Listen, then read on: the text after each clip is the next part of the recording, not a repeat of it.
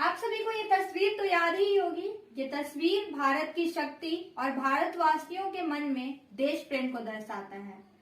आज हम भारत के इतिहास से जुड़ी कुछ शौर्य गाथाओं के बारे में बात करेंगे। जब भारत आजाद हुआ तो आजादी के साथ साथ भारत का विभाजन भी हुआ। भारत का विभाजन माउंटबेटन योजना के आधार पर इंडियन इंडिपेंडेंस एक्ट 1947 के आधार पर हुआ। भारत के विभाजन के साथ ही भारत के कुछ हिस्से पाकिस्तान बन गए। पश्चिमी पाकिस्तान जो कि आज पाकिस्तान है और पूर्वी पाकिस्तान जो कि बांग्लादेश है।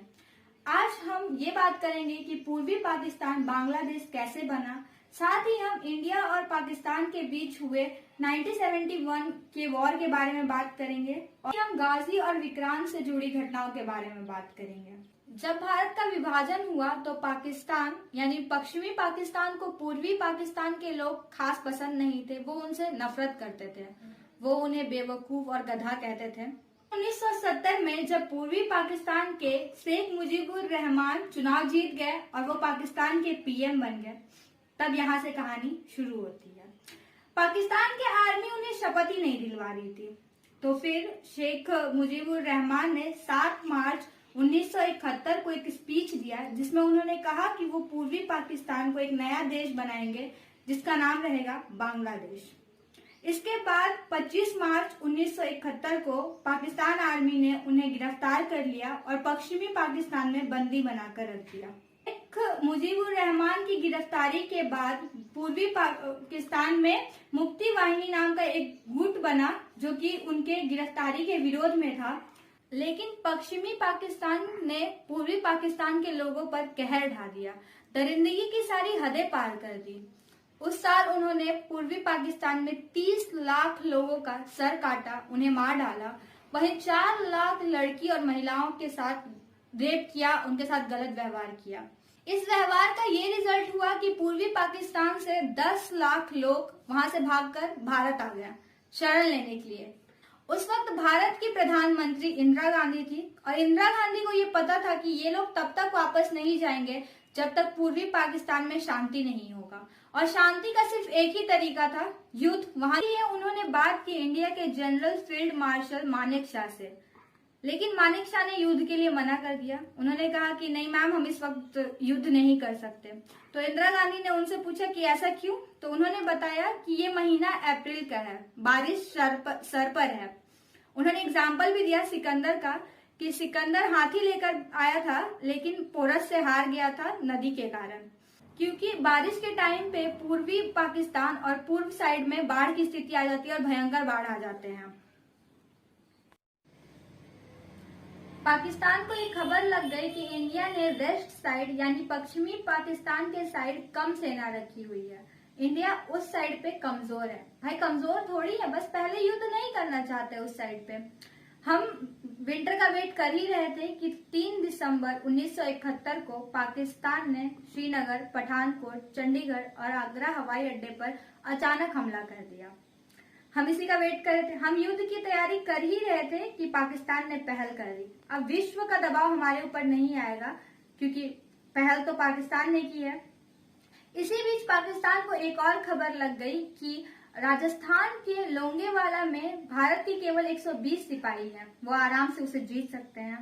मानेक शॉ ने ये कहा कि अगर वो इस वक्त पूर्वी पाकिस्तान के लोगों को बचाने के लिए वहां पे हमला करते हैं तो पश्चिमी पाकिस्तान और चाइना के साइड पूरा सूखा रहेगा और उधर से हमला होने की बहुत संभावना थी। फिर इंडिया को 3 साइड से वॉर लड़ना पड़ता, तो उन्होंने ये कहा कि वो नवंबर तक युद्ध नहीं करेंगे। अप्रैल से नवंबर तक वो अपने सोल्जर्स को ट्रेनिंग देंगे बांग्लादेश के रीजन्स में लड़ने के लिए। और 1971 में इंडिया ने रशिया के साथ एक ट्रीटी साइन किया था। भारत युद्ध के लिए पूरी तरह से तैयार था, बस जरूरत थी एक चिंगारी की, और वो चिंगारी पाकिस्तान ने खुद ही लगा दी। आइए कैसे, आपको समझाती हूँ। तो पहले हमारा प्लान ये था कि हम ईस्ट साइड यानी बांग्लादेश के साइड ऑफेंसिव रहेंगे, मतलब पूरी जोर से हमला करेंगे पूरी फोर्स के साथ। वहीं दूसरी साइड वेस्ट साइड में मतलब पाकिस्तान के साइड हम डिफेंसिव रहेंगे, मतलब कम हमला करेंगे, क्योंकि हमारा मेन मोटिव पाकिस्तान के साथ युद्ध नहीं बल्कि बांग्लादेश के लोगों को बचाना और पश्चिमी पाकिस्तान से पूर्वी पाकिस्तान को अलग कर बांग्लादेश बनवाना था। पाकिस्तान को एक खबर लग गई कि इंडिया ने वेस्ट साइड यानी पश्चिमी पाकिस्तान के साइड कम सेना रखी हुई है। इंडिया उस साइड पे कमजोर है। भाई कमजोर थोड़ी है, बस पहले युद्ध नहीं करना चाहते उस साइड पे। हम विंटर का वेट कर ही रहे थे कि 3 दिसंबर 1971 को पाकिस्तान ने श्रीनगर, पठानकोट, चंडीगढ़ और आगरा हवाई अड्डे पर अचानक हमला कर दिया। हम इसी का वेट कर रहे थे। हम युद्ध की तैयारी कर ही रहे थे कि पाकिस्तान ने पहल कर दी। अब विश्व का दबाव हमारे ऊपर नहीं आएगा क्योंकि पहल तो पाकिस्तान ने की है। इसी बीच पाकिस्तान को एक और खबर लग गई कि राजस्थान के लोंगेवाला में भारत के केवल 120 सिपाही हैं, वो आराम से उसे जीत सकते हैं। पाकिस्तान ने सोचा कि अगर केवल 120 सिपाही हैं तो रातों रात उन्हें मार देते हैं, क्योंकि एयरफोर्स उस टाइम रात में हमला नहीं करती थी। तो इसके लिए पाकिस्तान आर्मी टैंक और इन्फेंट्री रात को ही लोंगेवाला में इंटर करती है। उस वक्त लोंगेवाला में ड्यूटी थी major Kuldeep Singh, Border film में जिनकी भूमिका सनी देओल ने की थी। दूसरी तरफ थे तारिक मीर, पाकिस्तान के ब्रिगेडियर, 2800 सिपाही और टैंक के साथ। भारत के पास उस वक्त केवल 3 लैंडमाइंस थी, लेकिन जोश और देशभक्ति की कोई कमी नहीं थी। कुलदीप सिंह ये जानते थे कि अगर उन्होंने पाकिस्तानियों को रात भर रोक लिया तो सुबह एयरफोर्स मदद के लिए आ जाएंगी। तो इसके लिए उन्होंने प्लान बनाया। 120 जवानों के टिफिन बॉक्स में ईंटा और पत्थर डालकर आगे 3 लैंडमाइंस जो रियल थे उन्हें लगाया। 120 जवानों के टिफिन बॉक्स को लैंडमाइंस की तरह जमीन में बिछा दिया। जैसे ही पाकिस्तान की टैंक इंडिया में एंटर करती है, आगे जो 3 लैंडमाइंस लगे हुए थे वो एक एक करके फट जाते हैं, जिससे पाकिस्तानी आर्मी डर जाती है कि इंडिया ने पूरी जगह पे लैंडमाइंस बिछा रखा है। तो वो अपने इंजीनियर्स को बुलाते हैं, वो एक एक करके सारे टिफिन बॉक्स को निकालते हैं और आराम से साइड में ले जाकर रख देते हैं। टिफिन बॉक्स के अंदर ईंट और पत्थर होने के कारण वो काफी वजन लगता है, जिससे वो समझ नहीं पाते कि वो एक टिफिन बॉक्स है, ना कि लैंडमाइंस। पाकिस्तानियों ने 6 घंटे लगा दिए टिफिन बॉक्स निकालने में। सुबह के 3 बज गए, जिसके बाद उन्हें यह एहसास हुआ कि वो रियल लैंडमाइंस नहीं है बल्कि टिफिन बॉक्स है। उसके बाद ब्रिगेडियर ने ऑर्डर दिया तुरंत हमला करने का। लेकिन कुलदीप सिंह ने एक और प्लान बना रखा था। उन्होंने रेत में गड्ढे कर 2 किलोमीटर तक अपने 120 जवानों को फैला रखा था। जब ब्रिगेडियर ने फायरिंग स्टार्ट की तो भारतीय सेना ने जवाबदारी में चारों दिशाओं से फायरिंग स्टार्ट कर दी। अब ब्रिगेडियर को समझ नहीं आ रहा था कि केवल 120 जवान चारों दिशाओं से कैसे लड़ सकते हैं। उन्हें लगा कि उन्हें गलत इंफॉर्मेशन मिली है और ऐसा करते करते तक सुबह हो गई। उसके बाद सुबह होते ही भारत की हंटर प्लेन आई और बची खुची पाकिस्तानी आर्मियों को मिट्टी में मिला दिया। वो कहते हैं ना, सिख 1.25 लाख पे भारी होता है। उस दिन कुलदीप सिंह ने ये साबित कर दिया था। भारत के 120 जवानों ने पाकिस्तान की 2800 जवानों को मिट्टी में मिला दिया था। जैसा कि आप देख सकते हैं कि पाकिस्तानी टैंक के ऊपर कैसे भारत का जवान खड़ा होकर फोटो खिंचवा रहा है। उस युद्ध के बाद पाकिस्तानी सेना ने अपने ही जवानों का शव लेने से इनकार कर दिया था और वो उन्हें यहाँ हमारे देश की मिट्टी पर छोड़ के चले गए थे। पाकिस्तान के लोंगेवाला में हारने से उसकी कमर टूट गई कि कैसे सिर्फ 120 जवान 2800 सिपाहियों पर भारी पड़े और वो उनसे जीत गया। वहीं 5 दिसंबर 1971 को हमारी नेवी कराची पहुंच गई और वहां पे इतनी खतरनाक बम्बार्डिंग की कि कराची तबाह हो गई। कराची के लोग वहां से भागकर ग्वादर चले गए।